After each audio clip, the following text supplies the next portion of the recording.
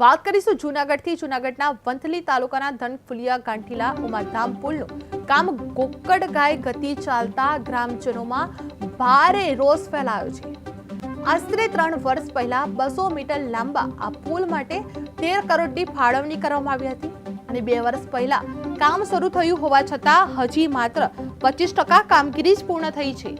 જે ઓજાત નદી પરનો આ પુલ દર વર્ષે વહેતા પાણીમાં ધોવાઈ જતા ખેડૂતોએ તેમની જમીન સુધી પહોંચવા 15 કિલોમીટરનો ફેરો કરવામાં પડે છે, જે ઉમિયાજીના મંદિરે આવનારા લાખો શ્રદ્ધાળુઓ પણ જોખમ વચ્ચે પસાર થાય છે, કારણ કે પુલ પર રેલિંગ ન હોવાને કારણે અકસ્માતની શક્યતા વધી રહી છે।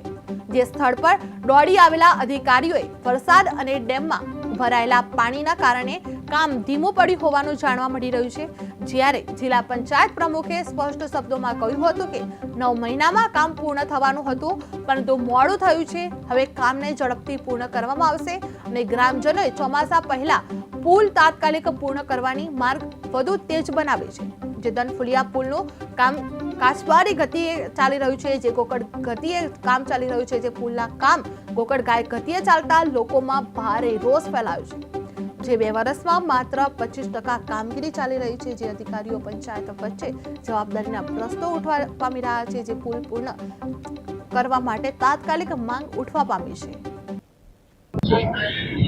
Vivek Pandya, deputy executive engineer, panchayat R&B sub division number 2 Junagadh. Sir काम जे चाली रह्યું છે જે બંધ છે શું છે? આ કામ છે અત્યારે ગાંઠીલા મંદિર પાસેનો આ હાઈ લેવલ પુલ છે।